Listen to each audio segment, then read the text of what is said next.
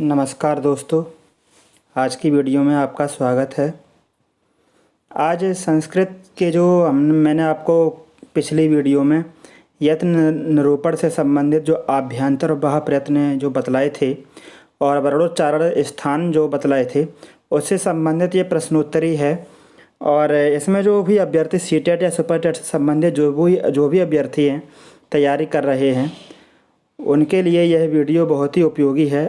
अच्छे प्रश्न हैं इसमें। जो आपके जो प्रश्न दिए गए हैं तो सबसे पहले हम प्रश्नों से ही शुरुआत करते हैं, समझाते हुए चलते हैं। आपका जो पहला प्रश्न है इसमें जो सारे प्रश्न दिए गए हैं जो सीटेट में जो जिस लेवल से प्रश्न पूछे जाते हैं, संस्कृत भाषा के प्रश्न जो संस्कृत में ही आते हैं वही बतलाते हुए आपको चलते हैं, बताते हुए। जिसमें कि आपका जो पहला प्रश्न है, संस्कृत वर्णमालायाम कति वर्णाः, संस्कृत वर्णमाला में कितने वर्ण हैं। अब यहाँ पर एक समझने वाली बात यह है, वैसे तो संस्कृत वर्णमाला में जो वर्ण हैं, वर्णों की जो संख्या है वो 50, लेकिन यहाँ पर कई प्रकार से मतभेद जो हैं कि 42 हैं, कि 50 हैं, कि 63 या 64 करने हैं। तो आपको कुल मिला के एक बात बस इतनी याद रखनी है, अगर आपसे प्रश्न किया जाए कि संस्कृत वर्णमाला में कितने वर्ण हैं तो वैसे तो 50 हैं। अगर जब आपको 50 विकल्प में ना मिले तो 48, जब इन दोनों में से कोई विकल्प में ना मिले तो 42, क्योंकि 42 जो वर्ण हैं वो प्रत्याहार या जो आपके माहेश्वर सूत्र हैं उसके आधार पर जो आपकी जो मूल जो वर्णमाला है, संस्कृत की जो मूल वर्णमाला है उसमें केवल और केवल 42 वर्ण आते हैं। तो अगर आपको जब 50 विकल्प में ना दिया हो, 48 विकल्प में ना दिया हो तो फिर 42 आपको ये करके आना है। अगला जो आपका प्रश्न है, अगला प्रश्न है स्वराः कति, स्वर कितने हैं।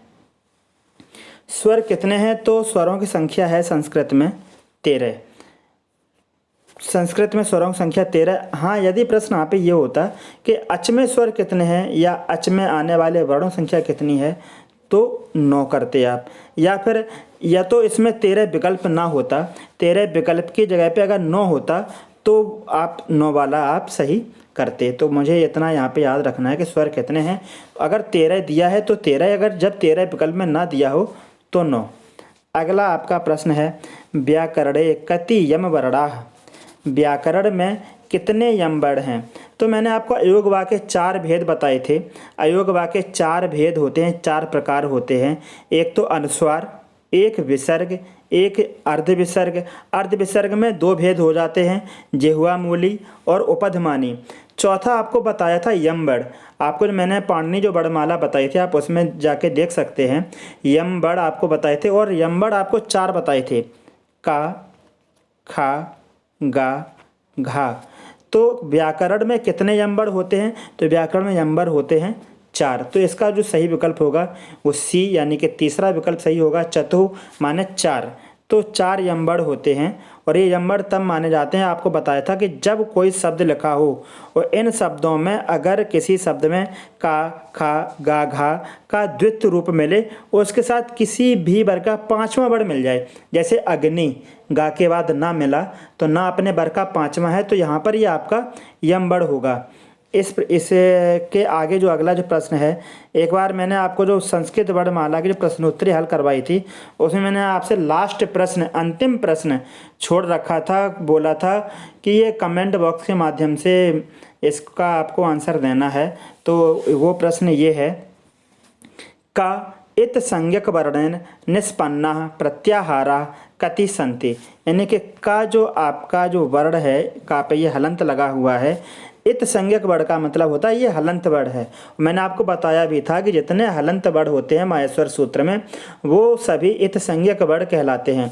तो का इत संज्ञक वर्ण से निष्पन्न प्रत्याहार कितने हैं, यानी कि का जो इत संज्ञक वर्ण है, जो हलंत वर्ण है, निष्पन्न मतलब होता है बनना। तो कितने प्रत्याहार बनते हैं तो इससे जो आपके प्रत्याहार बनते हैं वो 3 प्रत्याहार बनते हैं। त्रया, 3 प्रत्याहार।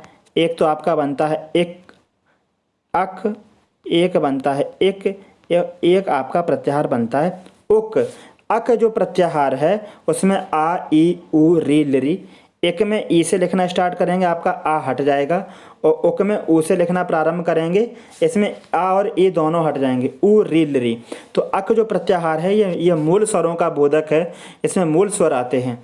अगला जो आपका प्रश्न है पाँचवें प्रश्न में आप लोग देखेंगे, पाँचवें प्रश्न में उदात्तानुदात्त स्वरता नाम स्वराणाम कति भेदा।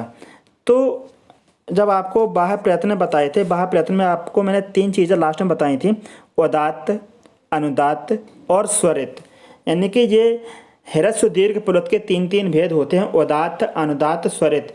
स्वराणाम कति भेदा, यानी कि इन स्वरों के कितने कितने भेद होते हैं। तो एक जो मैंने कल की वीडियो में आपको एक टेबल जो एक शेयर की थी, उस टेबल में स्वर के 3 भेद बताए थे, ह्रस्व दीर्घ प्लुत, और उनके 3 भेद बताए थे, उदात्त, अनुदात्त, स्वरित, और प्रत्येक के 2 भेद बताए थे, अनुनासिक और निरनुनासिक। यानी कि जो ये आपके उदात्त, अनुदात्त, स्वरित हैं, प्रत्येक के 2 भेद होते हैं, अनुनासिक और निरनुनासिक। अनुनासिक वो होते हैं जिनका उच्चारण नाक की सहायता से करते हैं, जैसे हम का वर्ड लेके चलें, तो अभी ये स्वयं में निरनुनासिक है, यानी कि ये अनुनासिक नहीं है। निरनुनासिक का मतलब होता है जो अनुनासिक ना हो। यदि हम इसके ऊपर ये अंक की बिंदी रख दें या इसका उच्चारण कम के उसमें करें, और तो ये हो जाता है अनुनासिक। तो उदात्त, अनुदात्त, स्वरित जो आपके स्वर वर्ण हैं, इनके कितने भेद होते हैं? तो इनके 2 भेद होते हैं, अनुनासिक और निरनुनासिक। अगला आपका प्रश्न है, वृद्धि संज्ञा होती है। वृद्धि संज्ञा होती है, आपको संज्ञा सूत्र भी पढ़ाने हैं सभी के, इसकी अगले वीडियो में आएगा संज्ञा सूत्र।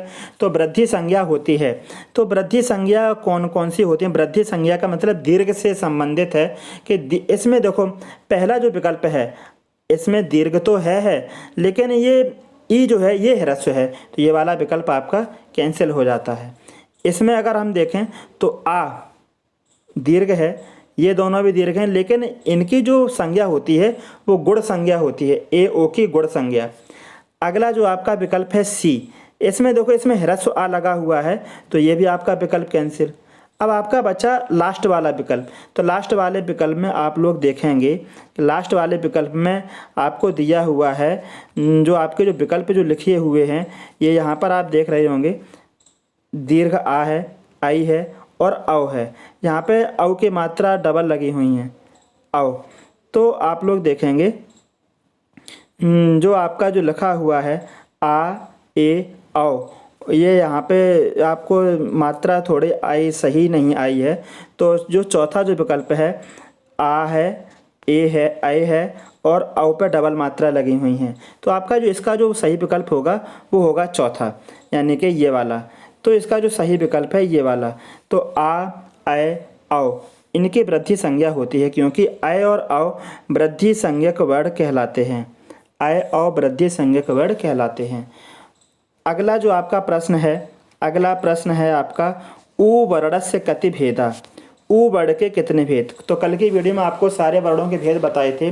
तो शुरू के जो 4 स्वर होते हैं आ, ई, ऊ और री, इनके आपको भेद बताए थे 18। ली के भेद आपको बताए थे 12। और बाद के जो संयुक्त जो स्वर हैं, संयुक्त स्वरों में जैसे ए, ओ, ऐ, औ, इन सभी के भेद भी आपको बताए थे 12। तो क्या है आपका जो प्रश्न है, ऊ वर्ण से कति भेदा, यानी कि ऊ वर्ण के कितने भेद? तो ऊ वर्ण के भेद होते हैं 18। कल ही आपको बताए थे ऊ के 3 भेद बन सकते हैं, ह्रस्व दीर्घ प्लुत। तो जिस वर्ण के 3 भेद संभव हों तो उनके 18 भेद बनते हैं। अगला प्रश्न है आपका री। तो री के भी 18 भेद, इसका विकल्प सही होगा ए। री वर्ण आ, ई, ऊ, री याद रखना है, आ, ई, ऊ, री के 18 भेद, री, ए, ऐ, ओ, औ के 12 भेद। अगला जो आपका प्रश्न है, अगला प्रश्न है आपका लरा वर्णस्य कति भेदा। लरा वर्णस्य कति भेदा, लरा वर्ण के कितने भेद। तो लरा वर्ण के भेद अभी अभी मैंने आपको बताया 12 भेद। लरी का जो भेद होता है, लरी के 2 भेद होते हैं, ह्रस्व और प्लुत। इसका दीर्घ नहीं होता है, तो दीर्घ न होने के कारण इसके केवल 12 भेद ही संभव हैं। अगला आपका प्रश्न है 10वां प्रश्न। 10वें प्रश्न में पूछा गया लरी वर्ण से द्वादश भेदा कस्मात्, लरी वर्ण के 12 भेद क्यों होते हैं, किस कारण से होते हैं। तो लरी वर्ण के जो 12 भेद होते हैं, आपको बताया था कि लरी के 2 भेद संभव होते हैं। एक तो इसका ह्रस्व बनता है, एक प्लुत बनता है। इसका दीर्घ नहीं होता है, लरी का दीर्घ नहीं होता है। तो इसमें मुझे सही विकल्प छांटना है कि लरी के जो 12 भेद हैं वो क्यों होते हैं, क्योंकि उसमें दीर्घ का अभाव रहता है। यहाँ पे ये लिखा हुआ है दीर्घाभावात्, इसमें दीर्घ का अभाव रहता है। लरी के केवल 2 भेद संभव होते हैं, प्लुत और ह्रस्व। इसमें दीर्घ का अभाव रहता है, इसलिए इसके 12 भेद बनते हैं। अगला आपका प्रश्न है औ वर्णस्य द्वादश भेदा कस्मात्। औ जो वर्ण है उसके जो 12 भेद होते हैं वो किस लिए होते हैं, क्यों होते हैं। तो मैंने आपको बताया था जो आपके जो संयुक्त स्वर हैं ए ऐ ओ औ, उनके केवल 2 भेद होते हैं, दीर्घ और प्लुत। तो दीर्घ होता है, प्लुत होता है, इसलिए इनके 12 भेद होता है। कौन सा नहीं होता है, तो ह्रस्व नहीं होता है। यानी कि तो अब आपको समझ में आ गया होगा कि औ के 12 भेद क्यों होते हैं, क्योंकि उसमें ह्रस्व का अभाव रहता है। उसमें ह्रस्व का अभाव रहता है। जो आपके 4 जो संयुक्त स्वर हैं ए ऐ ओ औ, आपको याद रखना है दोस्तों, जो 4 स्वर होते हैं ए ऐ ओ औ, उसमें ह्रस्व का अभाव रहता है। उसके 2 वर्गीकरण होते हैं, दीर्घ और प्लुत। अगला आपका प्रश्न है 12वां प्रश्न। इंग वर्णस्य जो इंगा है, वर्णस्य उच्चारण स्थानम अस्ति, इंगा वर्ण का उच्चारण स्थान क्या है। तो यहाँ पर आप देखेंगे दोस्तों, इंगा वर्ण का पहले विकल्प हम नहीं देख रहे हैं, दूसरा विकल्प में नासिका लिखा हुआ है, तीसरे में तालु नासिका लिखा है, चौथे में मूर्धा लिखा है। तो इंगा जो है वो का वर्ग में आता है। इंगा किस वर्ग में आता है, का वर्ग में आता है। तो मूर्धा इसका होगा नहीं, तालु इसका होगा नहीं। हम इन दोनों पर चर्चा करेंगे। तो कंठ नासिका, तो का का जो उच्चारण स्थान होता है का वर्ग का कंठ होता है, इंगा का नासिका होता ही होता है। तो जब आपको ऐसे जब विकल्प मिलें, जब आपको यहाँ पर भ्रम की स्थिति पैदा हो, तो क्या करना है कि अगर उसके साथ उसका वर्ग का उच्चारण स्थान भी लिखा है तो मुझे वही सही करना है, नासिका वाला विकल्प सही नहीं करना है। तो इसका जो सही विकल्प होगा कंठ नासिका, क्योंकि ये इंगा जो है वो का वर्ग में आता है और का वर्ग का उच्चारण स्थान कंठ होता है, उसके साथ में नासिका भी लगा है। तो आप इसका सही विकल्प होगा कंठ नासिका। अगर इस विकल्प के स्थान पर अन्य कोई विकल्प लिखा होता तो आपका सही हो जाता नासिका। तो कुल मिलाकर जो आपका 12वां प्रश्न है, इसका सही विकल्प होगा कंठ नासिका।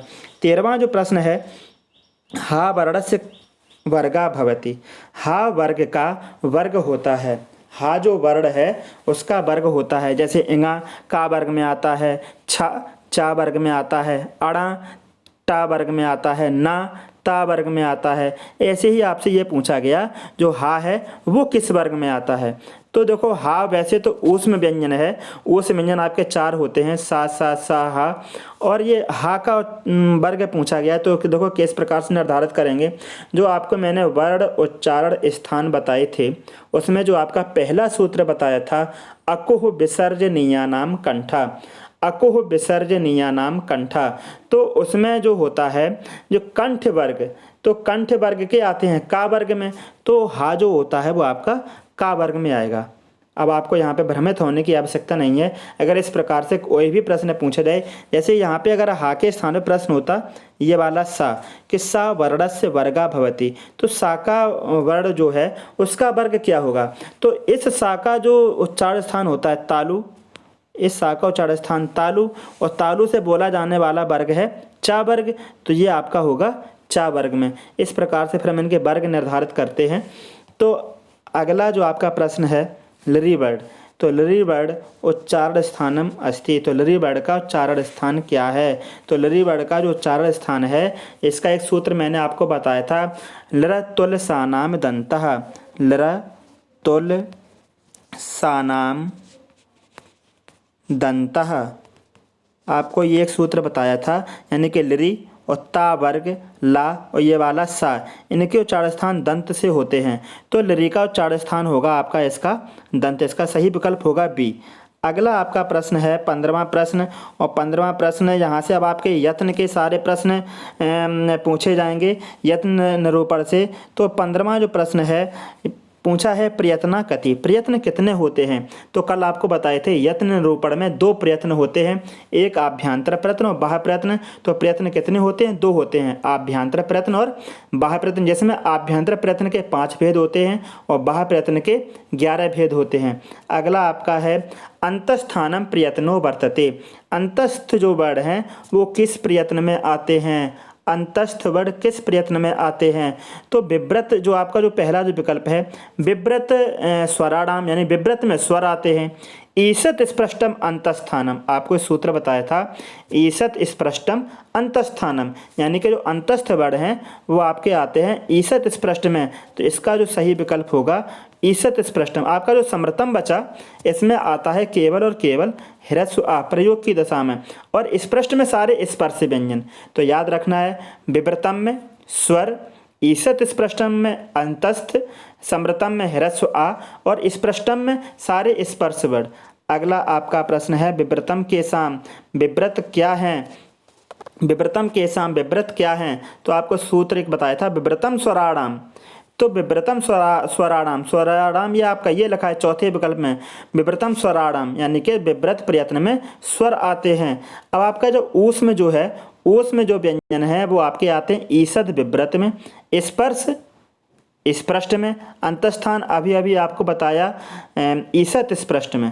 अगला जो आपका प्रश्न है प्रयोग दशायाम ह्रस्वावरणस्य प्रयत्न भवति, यानी कि प्रयोग की दशा में ह्रस्व का आवरण, ये यहाँ पे अवग्रह बना हुआ मैंने यहाँ पे विच्छेद करके लिखा हुआ है, आप देख रहे होंगे ह्रस्व आवरणस्य, यानी कि ह्रस्व का जो आवरण है वो किस प्रयत्न में आता है। तो मैंने आपको बताया था कि प्रयोग की दशा में ह्रस्व आ का जो हम प्रयोग करते हैं, ह्रस्व आ का प्रयोग करते हैं समृतम, समृत प्रयत्न में। स्पष्टम में फिर आपको बताते हैं स्पर्श आते हैं और विव्रतम में स्वर आते हैं। आपका जो अगला प्रश्न है 19वां प्रश्न, इसे देखते हैं। इसमें लिखा है स वर्ण से प्रयत्न न भवति। ये इस प्रकार के प्रश्न बड़े सावधानी से पढ़ने होते हैं जिसमें न भवति यानी कि नहीं होता है। न वाले प्रश्न, ये नहीं वाले प्रश्न बहुत ही सावधानी से आपको पढ़ने होते हैं। तो स वर्ण जो है वो किस प्रयत्न में नहीं होता है। तो आपको ये बताना है कि स वर्ण किस प्रयत्न में नहीं होता है। तो पहले तो हम ये देखें स वर्ण, एक तो इसी को हम कहते हैं ऊष्म, ऊष्म वर्ण। तो ऊष्म वर्ण आपके आते हैं आपके अघोष प्रत्याहार में। तो अघोष प्रत्याहार का अघोष प्रयत्न का प्रत्याहार होता है खर। तो खर जो प्रत्याहार है, तो खर का एक मैंने आपका सूत्र लिखवाया था, खरो विवारा श्वासा अघोषाश्च, खरो विवारा श्वासा अघोषाश्च। तो एक हम देखो इस बात पे चर्चा करते हैं।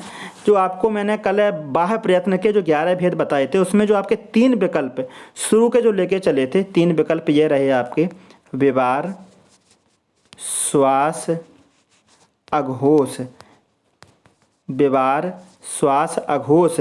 तो जो अघोष में होगा वही विवार में होगा, वही श्वास में होगा। तो सा वर्ण का प्रयत्न नहीं होता है, किस प्रयत्न में नहीं होता है। तो आज हम ये देखते हैं। तो देखो विवार आपको दिया ही है, श्वास भी दिया है, अब अघोष नहीं दिया है लेकिन महाप्राण दिया है। महाप्राण प्रयत्नों की पहचान होती है जिनके उच्चारण में श्वास की अधिक मात्रा बाहर निकले, वायु की अधिक मात्रा बाहर निकले। तो सा का जब उच्चारण करते हैं तो वायु की अधिक से अधिक मात्रा बाहर निकलती है।